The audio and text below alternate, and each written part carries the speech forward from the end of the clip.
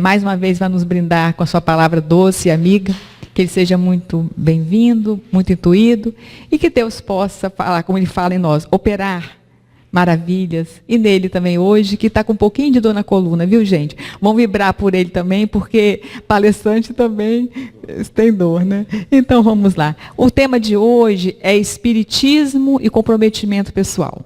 Então, uma boa fala para você, que Jesus te intua e te abençoe.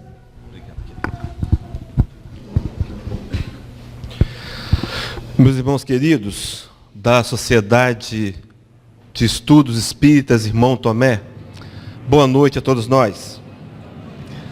Queridos, o tema proposto para essa noite, Espiritismo e comprometimento pessoal. Para introduzir esse tema, eu gostaria de convidá-los a fazer uma reflexão comigo. Voltemos àquele primeiro domingo de Páscoa, aquela Páscoa que foi após a crucificação de Jesus. Vamos então até a casa de Simão Pedro. Estavam ali reunidos os discípulos de Jesus, amedrontados. Estavam temendo o que poderia acontecer, e com razão. Afinal de contas, Jesus havia sido morto. Aqueles homens sentiam medo. É bem verdade que na parte da manhã, as mulheres, Maria de Madalena e uma outra Maria, teriam ido até o sepulcro. E lá viram uma aparição de Jesus, dizendo que ela fosse adiante e avisasse aos discípulos que ele surgiria. Mas fato é que no final daquela tarde, caindo a noite, Jesus passa pela parede, se materializa e se mostra para aqueles discípulos. A fala do mestre foi: paz seja convosco. Aqueles homens, meus irmãos, diante desse fato, nunca mais foram os mesmos. Eles compreenderam a realidade da imortalidade. Eles compreenderam a fala de Jesus, o seu discurso inicial, que se mantém até hoje, dizendo: arrependei-vos porque é chegado o reino dos céus. Eles compreenderam que a vida não termina com a morte física.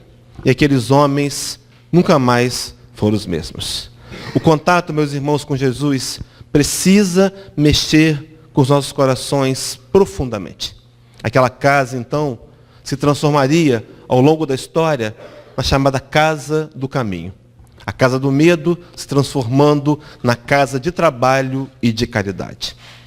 Naquela mesma casa do medo se transformaria no colégio apostólico. Os projetos, os planos que foram executados, que nos trouxeram o Evangelho de Jesus até hoje, saíram daquela casa que a princípio era a casa do medo. Meus irmãos, eu não sei qual é a situação atual de cada um de nós, mas viemos no lugar certo. Viemos em busca do contato com Jesus.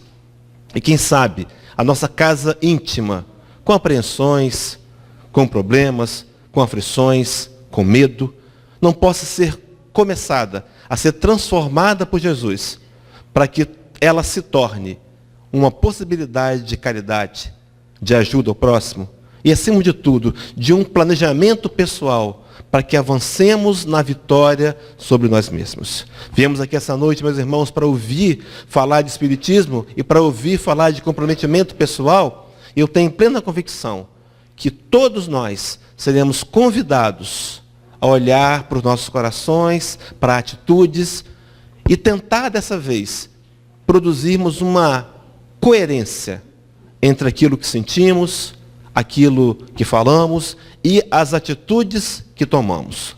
Ao longo da história da humanidade, nós cometemos muitos equívocos em nome da teologia. A teologia tentava explicar Jesus, tentava explicar Deus, mas cometemos alguns erros. Talvez seja a hora, meus queridos, de tentar repensar nessa impossibilidade de fazermos uma aliança entre trevas e luz. Viemos essa casa para colocar em xeque a nós mesmos. Então que Jesus e os amigos espirituais da equipe do Irmão Tomé possam avançar nas suas influenciações, distribuírem o lenitivo que precisamos, mas nos ajudar a olhar para a gente sem máscaras e sem nenhum tipo de fingimento. Vamos ao tema então? Espiritismo e comprometimento pessoal. Para começar, meus irmãos, eu preciso encontrar o botão. É esse aqui. Vamos lá. duas passagens do Evangelho de Jesus, duas palavras de Jesus, registradas por João. A primeira delas, acompanhe comigo. João capítulo 14, versículo 21. Aquele que tem os meus mandamentos e os guarda, esse é o que me ama.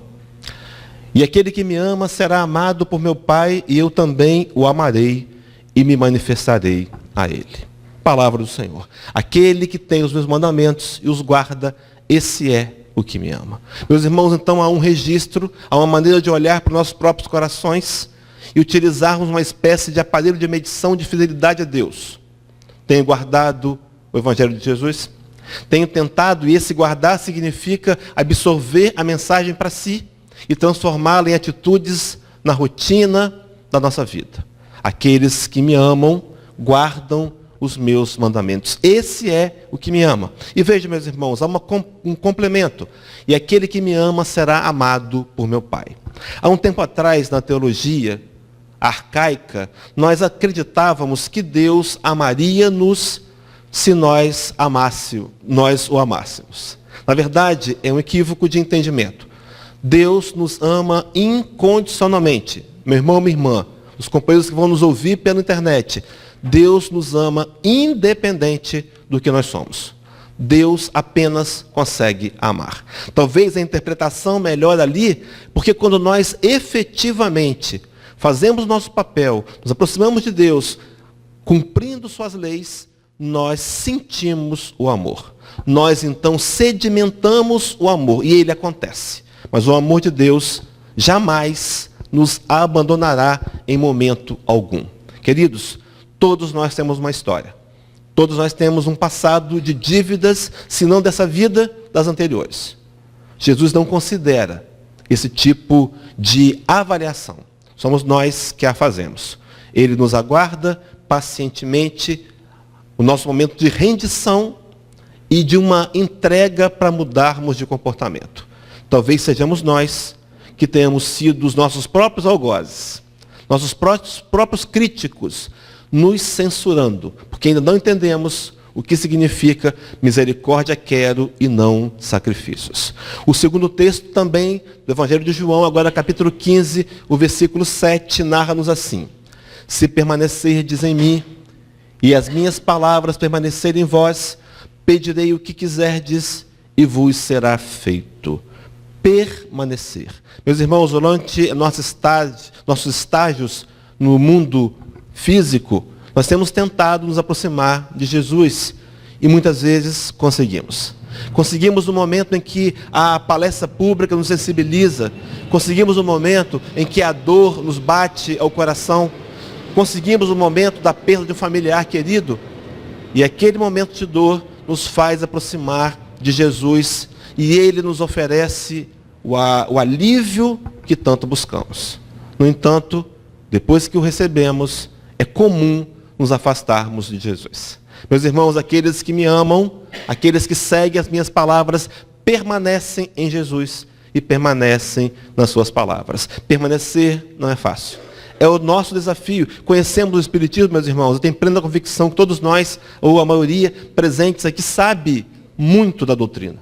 Mas será que esse saber tem nos desafiado a permanecer ao lado de Jesus? É um compromisso duplo. Permanecer em Jesus e permanecer nas suas palavras.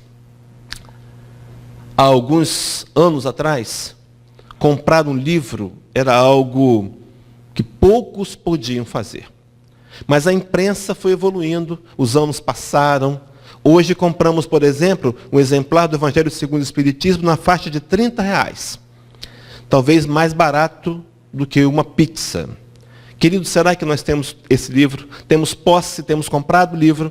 Será que mais que isso, temos investigado, lido, nos aprofundado para entender o Evangelho de Jesus? Na questão 614 de O Livro dos Espíritos, Allan Kardec vai perguntar aos amigos espirituais sobre a lei natural, sobre a lei de Deus.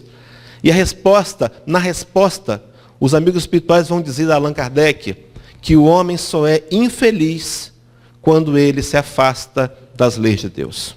Veja, meus irmãos, nós temos acesso à leitura, podemos ler, compreendemos intelectualmente, temos o livro, e quantas vezes ainda temos deixado de fazer. Por conta da preguiça, por conta do comodismo, mas é preciso então entender a necessidade de estarmos lançando mão da literatura para desafiar nós mesmos a continuar nessa caminhada evolutiva. O Espírito de verdade teria dito-nos: espíritas, amai-vos. Esse é o primeiro ensinamento.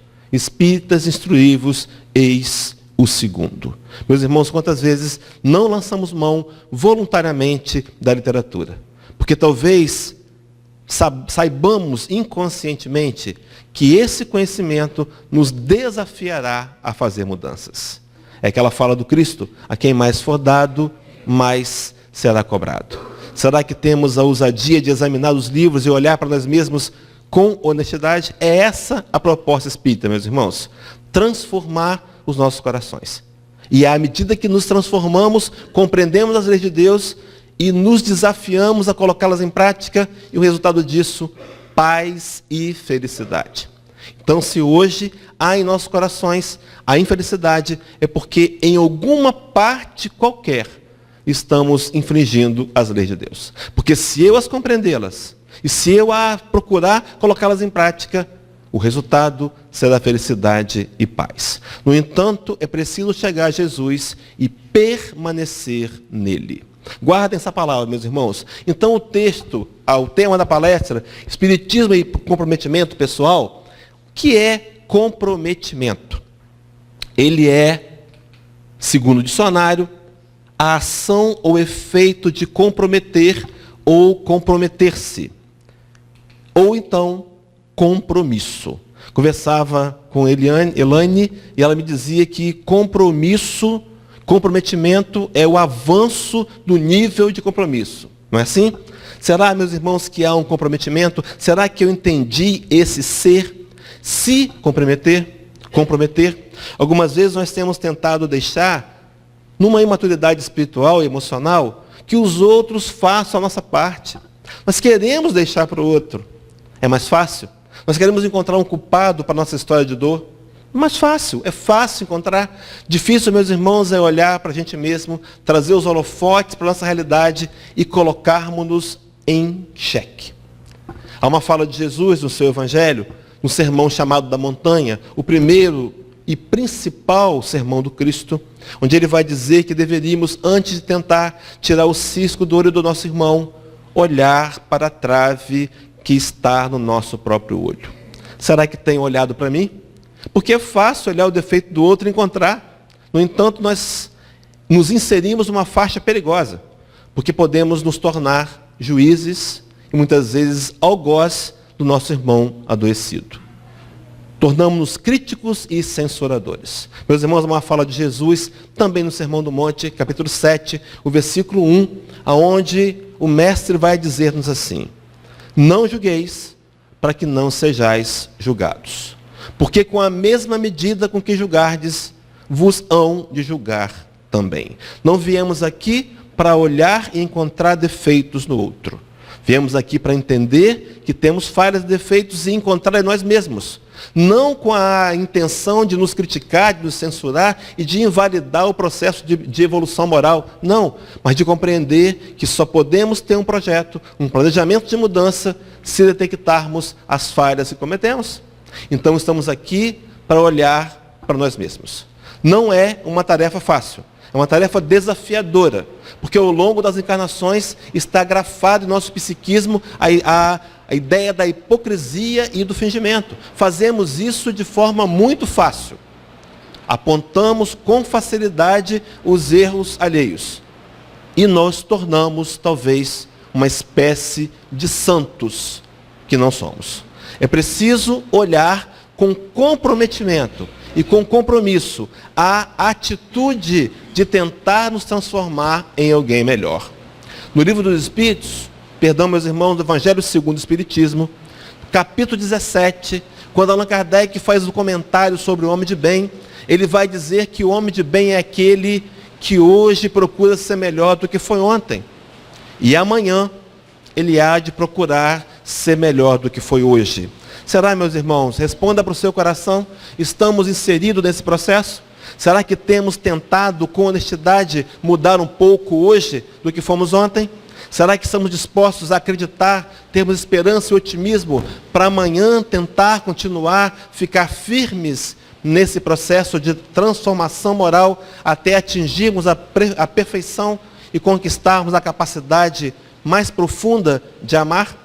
Mas seguindo esse raciocínio sobre o compromisso, há uma fala do Ayrton Senna do Brasil, que ele diz assim: no que diz respeito ao empenho, ao compromisso, ao esforço, à dedicação, não existe meio termo.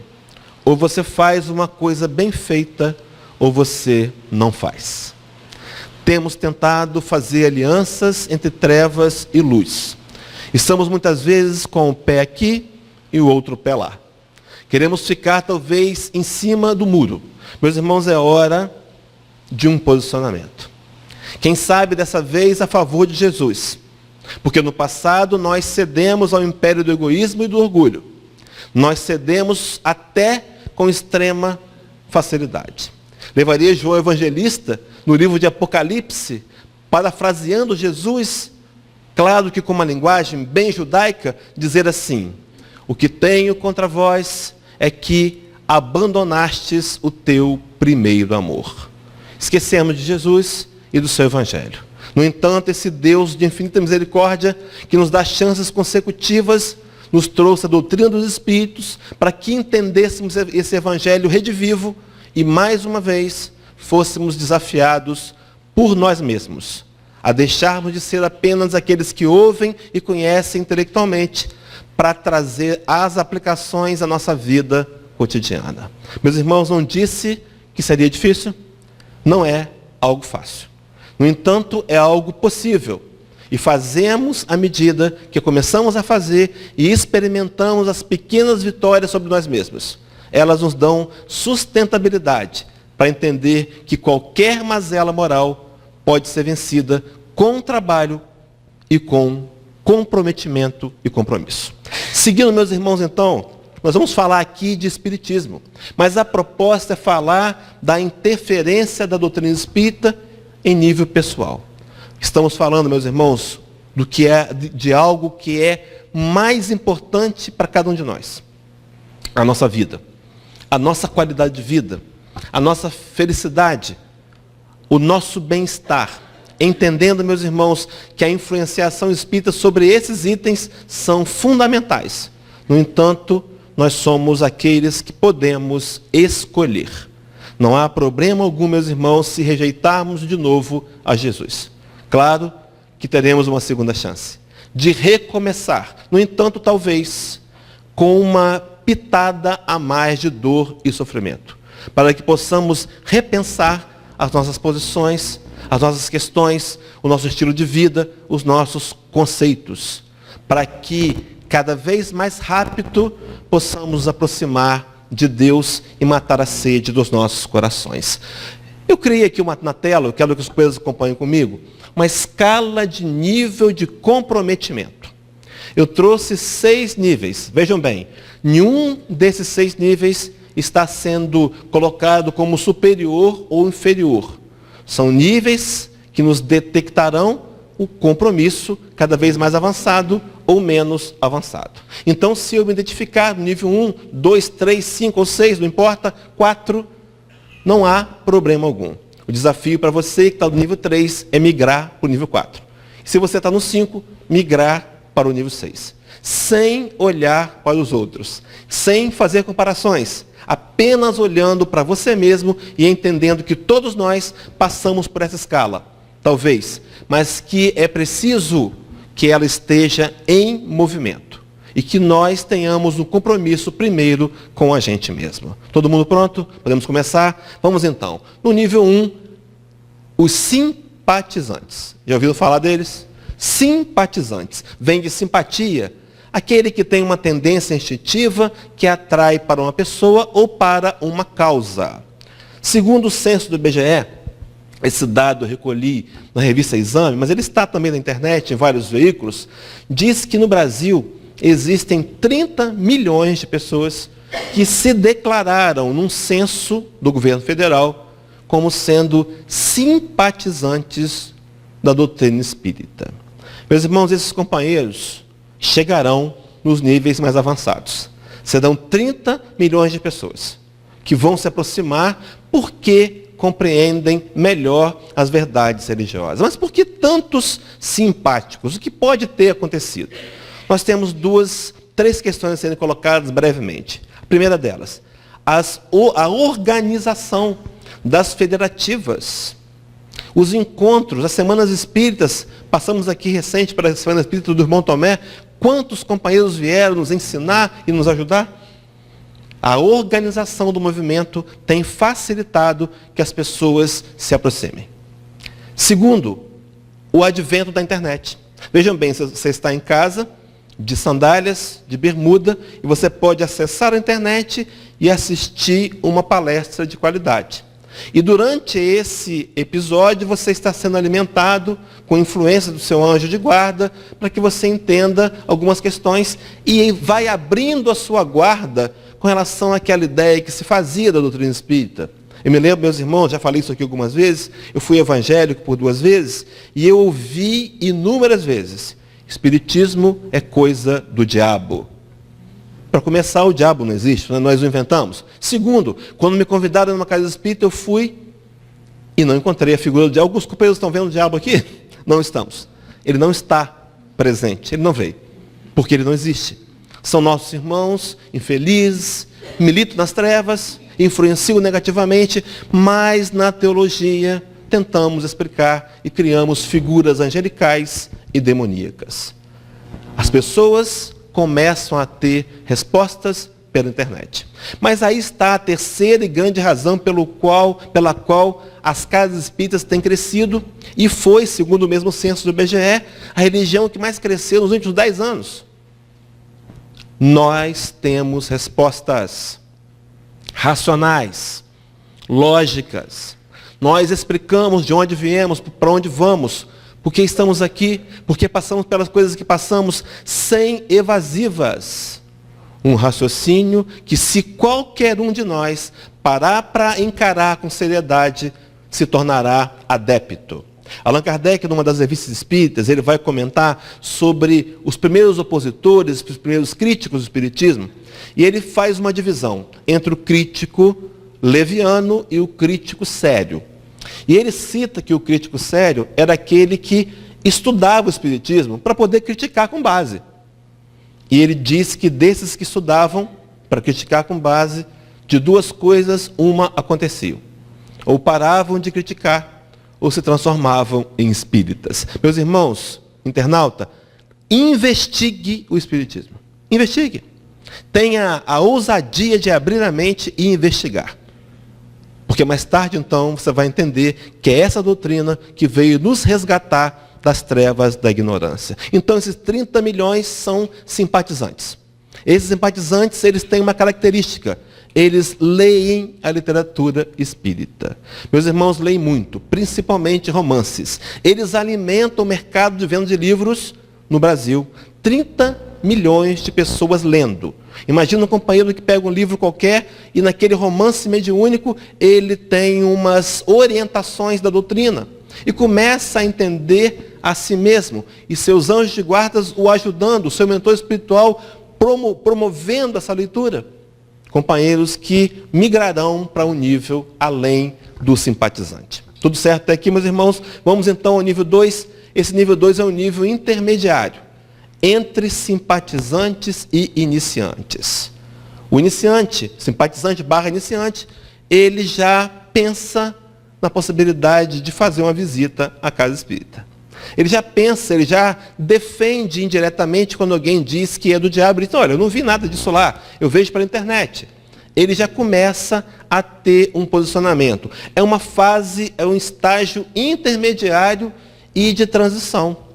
Todos nós passamos. Porque quando os simpatizantes, o nível de compromisso é muito pequeno. Mas quando começamos a já ter uma ideia de nos tornarmos iniciantes, começa aí um nível maior de comprometimento com a doutrina e com a gente mesmo. E então vamos ao nível 3. Aí sim, iniciantes. Meus irmãos, daqui para frente, todos os 4 níveis a serem apresentados terão como início iniciantes. Porque todos nós somos iniciantes. Todos nós somos aprendizes, meus irmãos. Enganam-se aqueles que acreditam que já sabem tudo. Quando pensamos que sabemos tudo, fechamos a porta ao aprendizado. Todos nós somos alunos.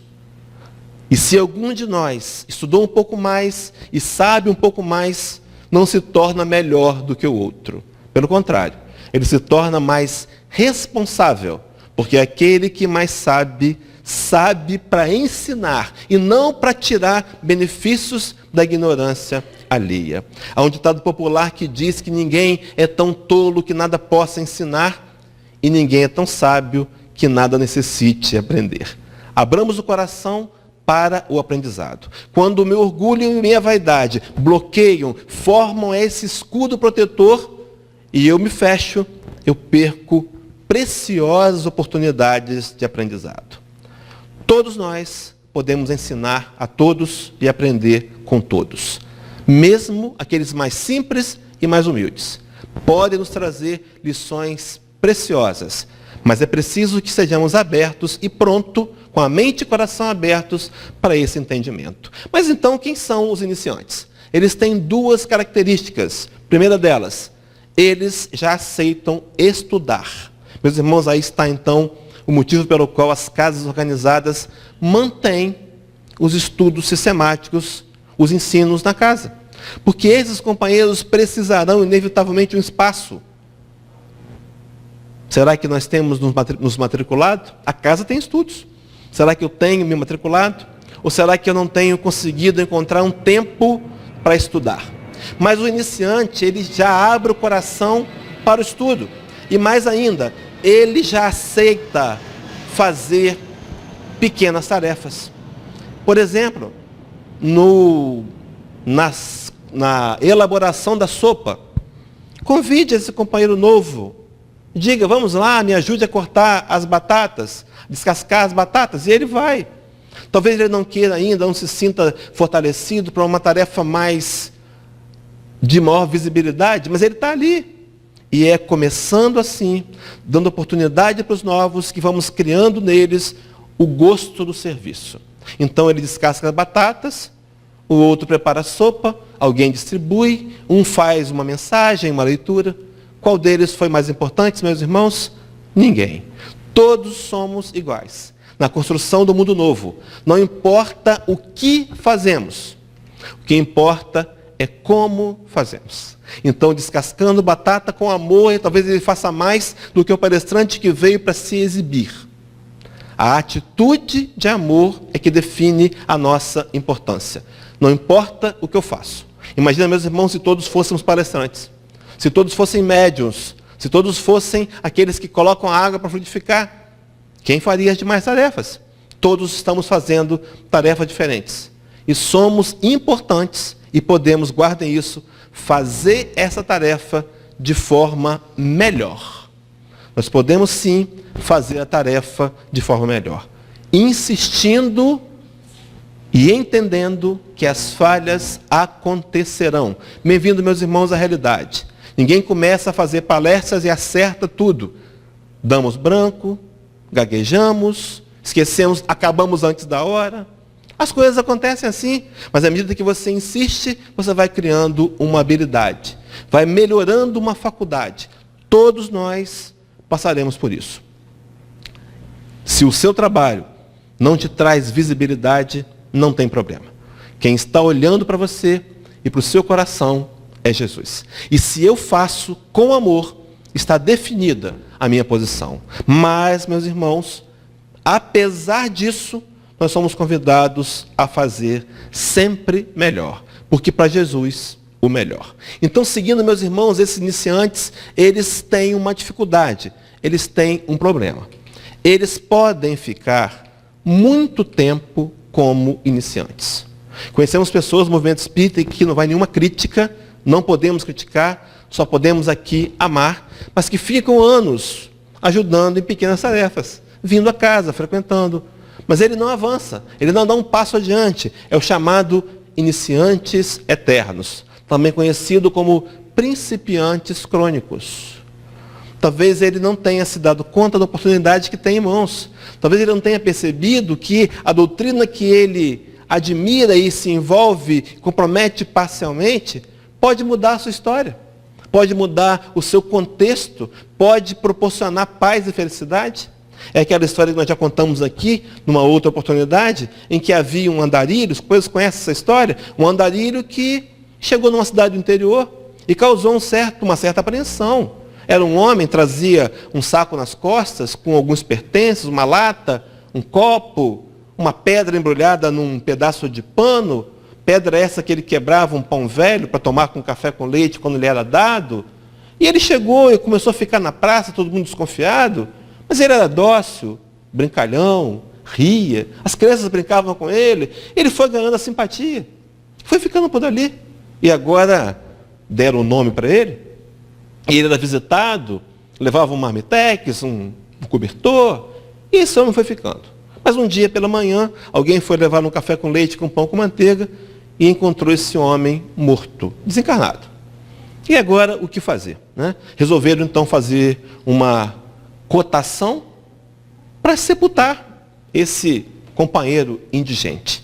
Fizeram isso, e agora a dúvida, o que faremos com seus pertences, né? Aquela lata, aquele copo, aquele saco de estopa, aquela pedra embrulhada, e alguém resolveu, dizendo que ia jogar fora, mas alguém resolveu desembrulhar a pedra. Meus irmãos, estava ali um enorme diamante. Aquele homem andou a vida toda levando milhões de reais para quebrar pão velho. Às vezes fazemos isso com o Espiritismo.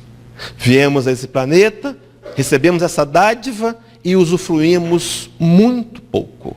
Há muito mais, meus irmãos, a ser oferecido pela doutrina espírita do que simplesmente um socorro imediato, um lenitivo, um passe. Muito mais.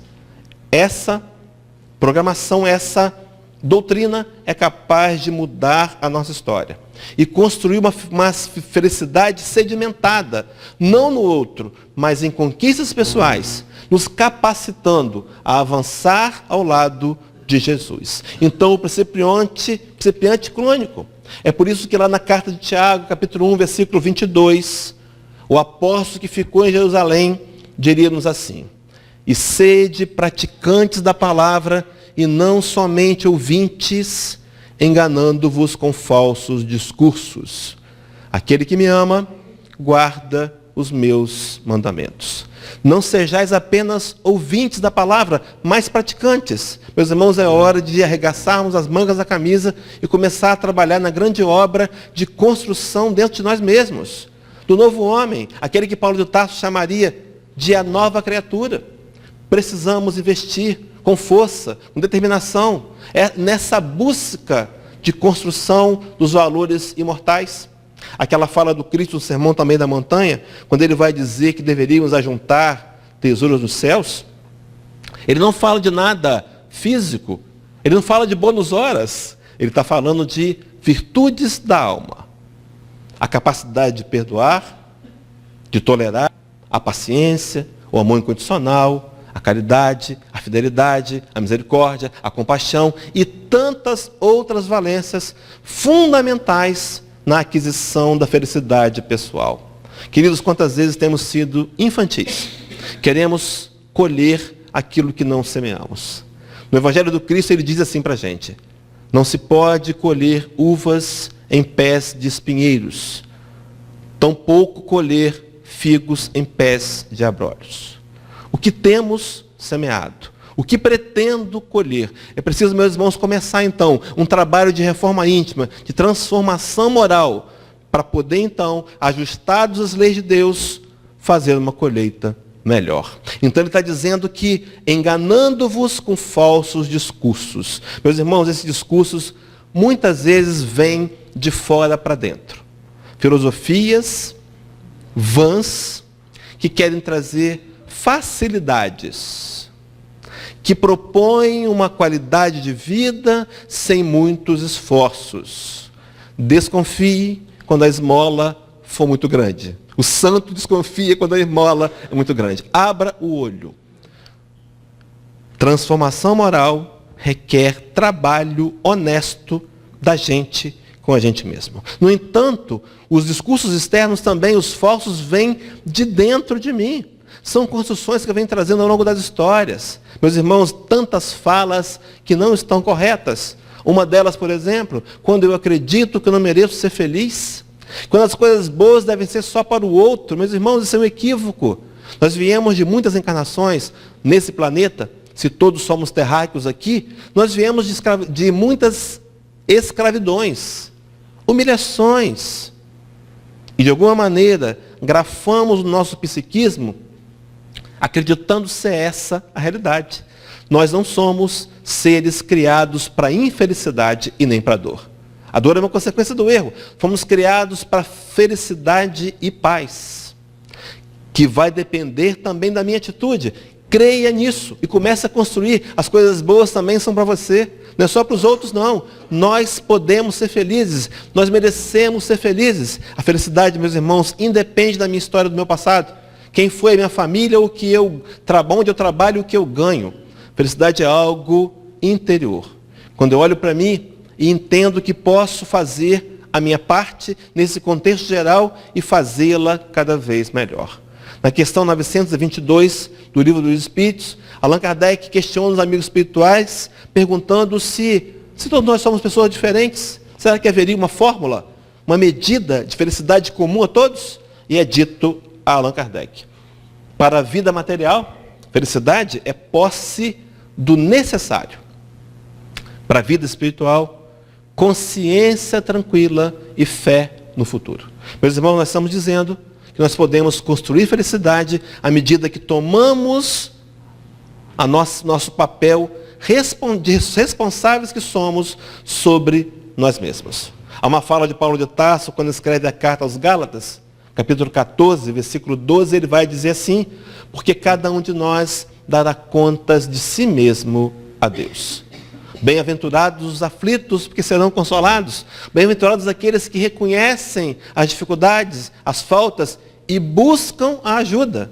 Meu irmão, não se acomode no sofrimento. Nós podemos ficar no sofrimento, nós até acostumamos, mas entenda que você foi criado para ser feliz. Claro, relativamente feliz nesse momento do planeta, mas uma felicidade será crescente à medida que eu compreender que a paz interior vai depender do meu ajuste às leis divinas. Mas voltando para o tema e seguindo adiante, meus irmãos, Paulo, primeira carta aos Coríntios, capítulo 5, versículo 19, capítulo 15, diz-nos assim: se a nossa esperança em Cristo se limita apenas a esta vida, somos os mais infelizes de todos os homens. Aprendemos isso no passado, não foi? Fazíamos até promessas, uma troca com Deus: eu quero uma dádiva e te dou uma outra. Negociatas com Jesus, meus irmãos, foi um enredo equivocado da teologia, até bem intencionada, tentando explicar Deus. Não o compreendemos. Ele está dizendo, meus irmãos, que aqueles que esperam em Deus só para essa vida, para as coisas materiais, são os mais infelizes de todos os homens. Nós podemos sim, e a Casa Espírita nos oferecerá um tratamento adequado para a construção de saúde física, moral e mental, é verdade. Mas há um objetivo primeiro: olharmos para as questões da alma. Capítulo 5, capítulo 6, Evangelho de Mateus, versículo 33. Buscai primeiro o reino de Deus e a sua justiça. Todas as demais coisas vos serão acrescentadas. Aquele que permanece em mim e permanece nas minhas palavras, pedirão o que quiser e vos será feito. Meus irmãos, eu fico pensando naquele homem que ama Jesus e que ama os seus mandamentos e tem tentado guardá-lo no seu coração. O que ele pediria? Um carro novo? Uma motocicleta BMW? Um iPhone? Não. Ele pediria as coisas mais importantes e necessárias, que se refeririam à sua transformação moral. No Evangelho segundo o Espiritismo, capítulo 27, quando o benfeitor espiritual fala sobre oração e prece, ele vai dizer que a coisa mais importante que deveríamos rogar a Deus seria a nossa melhoria moral. Passamos a vida pedindo coisas a Deus. Ele nos dá. Ele nos atende, sim. Preocupa com o nosso material, sim. Porque é um material que vai nos possibilitar avançar no crescimento do espírito mortal. Nossos corpos são importantes, sim, mas não são mais importantes do que o espírito. Quando Allan Kardec pergunta sobre a questão da alma e do espírito, o corpo, o que é mais importante, os benfeitores espirituais dizem assim a Allan Kardec: teu corpo, teu espírito, perdão, teu espírito é tudo. Teu corpo é simples veste que apodrece. Eis tudo. Ainda vamos tentar durante quanto tempo matar a sede da alma com a matéria e vamos nos frustrar. Porque, na verdade, precisamos do alimento espiritual. E nos está disponível, meus irmãos, através dessa doutrina. Se nós a abraçarmos e procurarmos ser comprometidos, com certeza encontraremos muito mais dádivas do que aquelas superficiais que às vezes viemos buscar. Mas avançando então, meus irmãos, está ali o nível 3, vai passar para o nível 4, que é o nível de iniciante ainda avançado. O iniciante avançado ele tem duas categorias. Esse é o avançado envolvido. O que é esse companheiro iniciante avançado envolvido? Ele tem características. A primeira delas é, ele assume agora mais responsabilidades. Vejam, ele já consegue oferecer-se para ser monitor do Oeste, ele já pode até fazer uma palestra, ele quer ajudar na direção da reunião, ele quer estudar para ser médium, ele pode aplicar o passe fazendo o curso, é claro, adequado, se disponibilizando ao treinamento. Ele já assume mais responsabilidade. No nível 5, é o chamado iniciante avançado comprometido. O outro era avançado. Esse agora, o outro era envolvido. Esse agora é o comprometido. Quais são as características desse companheiro? Primeira, ele assume mais responsabilidades, tal qual o outro.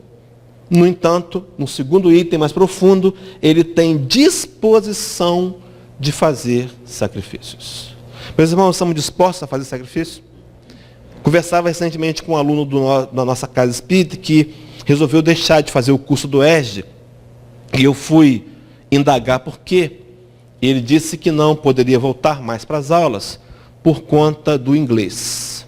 Meus irmãos, o inglês é importante, uma segunda língua é muito importante.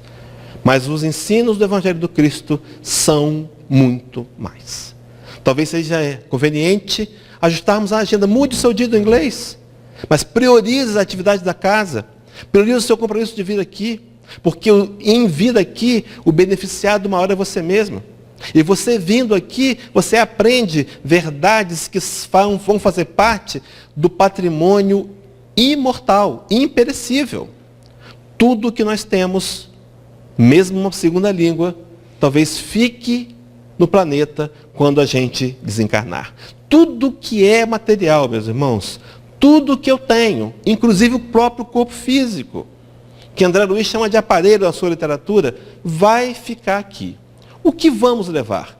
As conquistas no espírito imortal, as valências, as capacitações que nós mesmos construímos, através de esforços e escolhas pessoais, através do compromisso.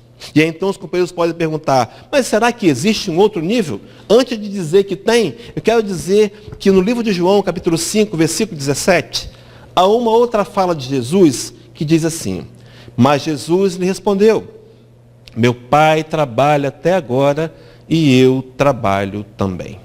Vivemos num mundo onde a religião nos ofereceu um céu de descanso. Anjos tocando harpas,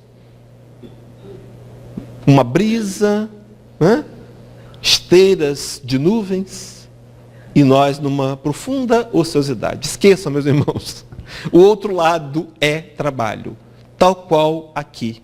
Viemos a esse mundo para trabalhar o espírito mortal, e há exigências, se eu quiser resultados. A liberdade de escolha, mas se eu não me comprometer, não fizer sacrifício, meus irmãos, eu não vou conseguir resultados.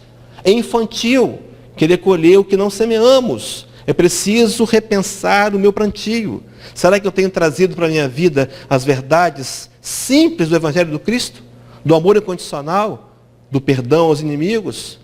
Daquele que aquele que quiser ser o maior do meu reino deve ser aquele que mais serve. Tem entendido isso? Jesus veio para trabalhar.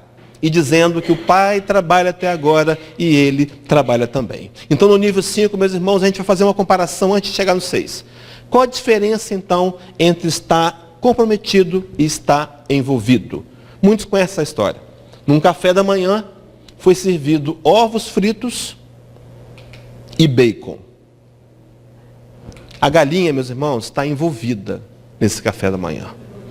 O bacon, o porco está comprometido. O comprometido da parte dele. Nós estamos dispostos, meus irmãos, da parte de nós? Então, hoje é domingo, depois do almoço, eu trabalhei a semana toda, mereço aquele soninho. Ao telefone toca, é um amigo em dificuldades, eu não atendo? Será que eu estou disposto a sacrificar o meu tempo, a minha agenda?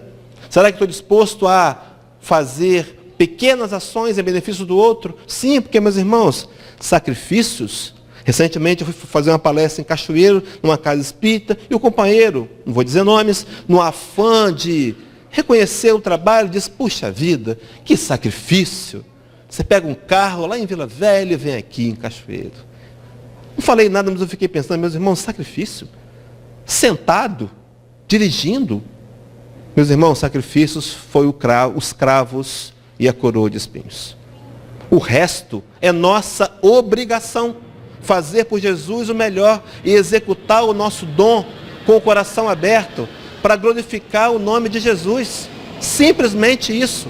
Não há nenhum merecimento para aquele que faz o trabalho que se comprometeu a fazer. Não espere reconhecimento.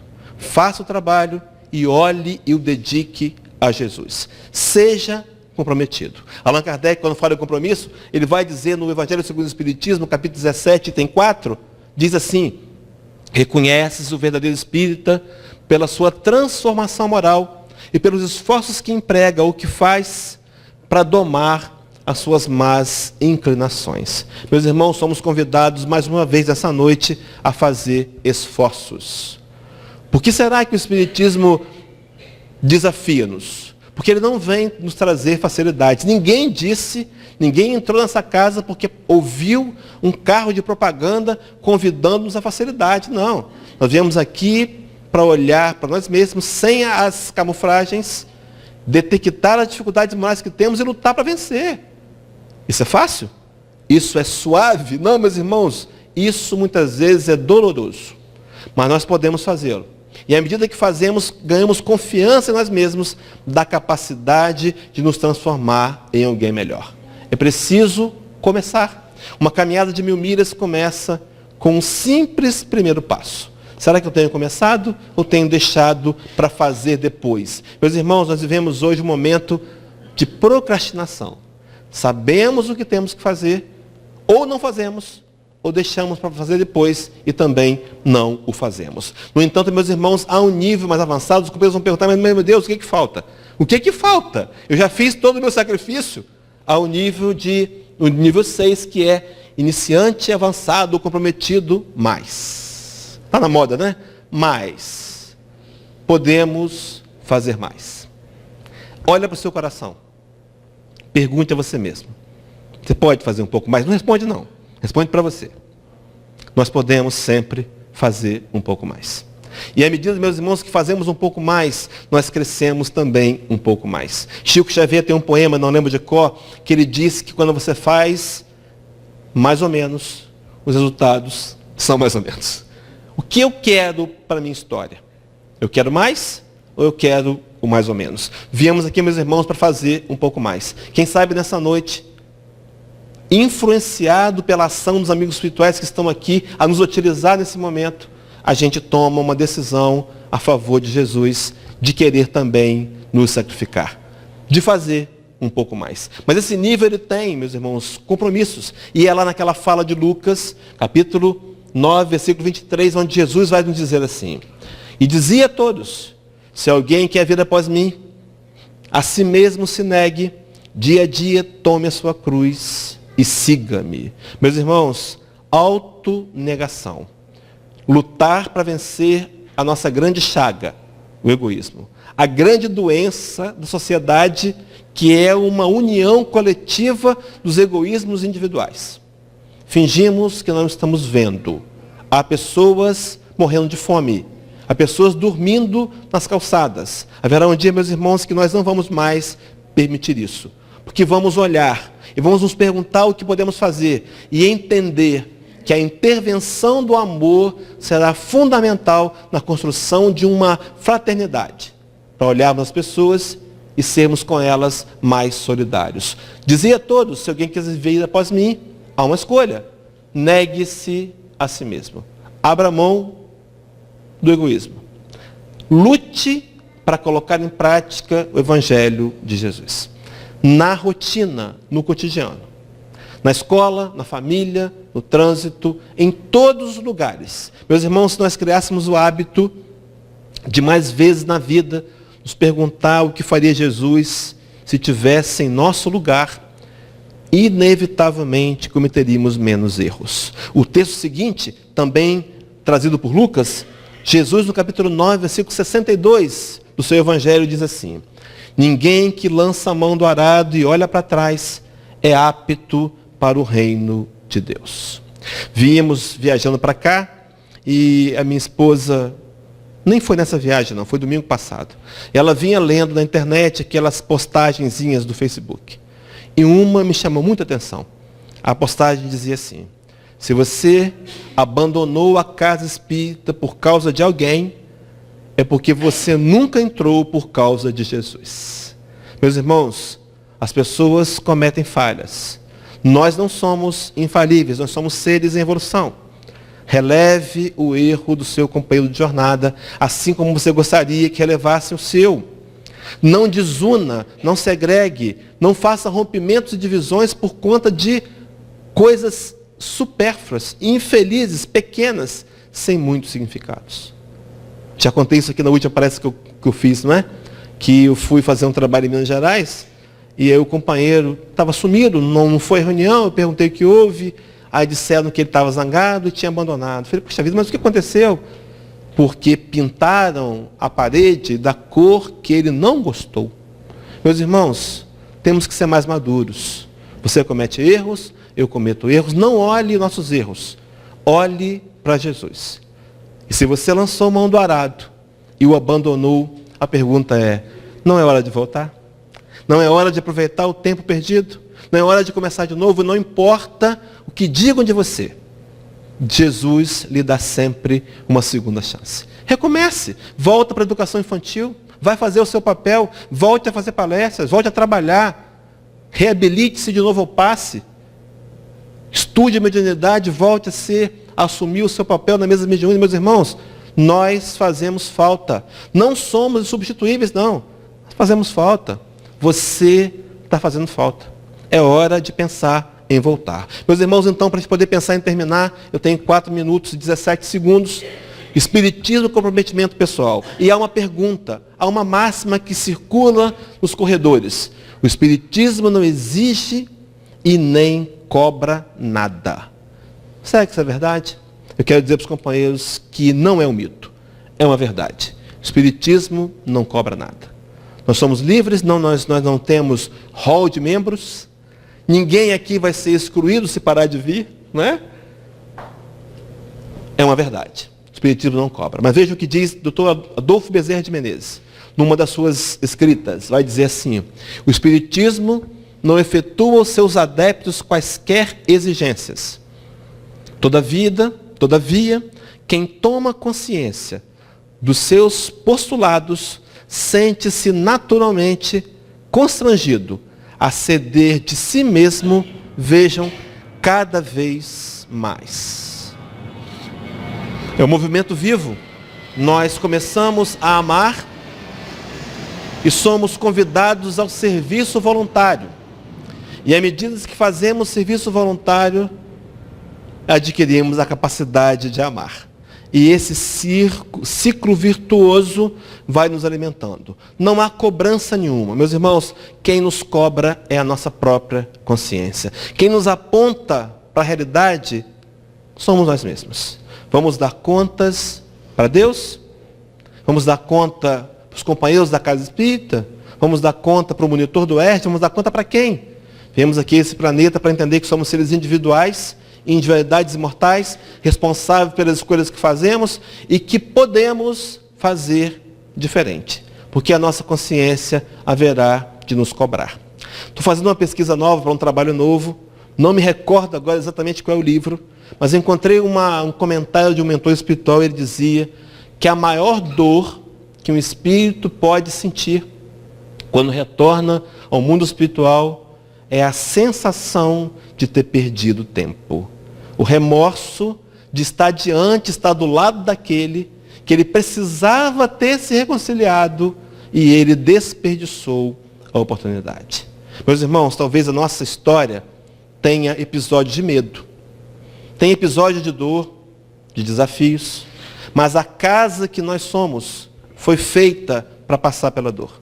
Foi feita para se transformar na casa de caridade, de socorro ao próximo. Foi feita para se transformar na casa onde a gente pode fazer projetos para avançar moralmente. Não deixe a sua história te deter. Ela foi desenvolvida para criar subsídios, para criar um banco de informações, para te fazer avançar e crescer. E fazer a grande conquista, a conquista de si mesmo, de nós mesmos, avançando para atingir a plenitude, para um dia sermos igual a Jesus. E podermos usufruir desse imenso benefício que não virá de graça. Virá com sacrifícios, virá com acusações próprias, mas que inevitavelmente, se persistirmos, alcançaremos a grande vitória.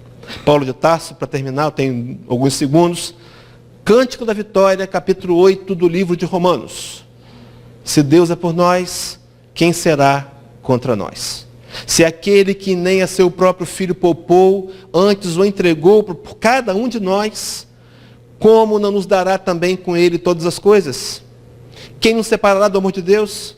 Será a preguiça, a espada, o perigo, a nudez, a crise? E Paulo fecha dizendo, mas em todas essas coisas somos mais do que vencedores por aquele que nos amou. Meus irmãos, a vitória só vai acontecer o dia que nós nos rendermos a Jesus e compreender o que o Cristo quis dizer no Evangelho de João, capítulo 15, versículo 5, o finalzinho, onde ele diz, sem mim nada podeis fazer. Ou nos rendemos agora, ou nos renderemos depois.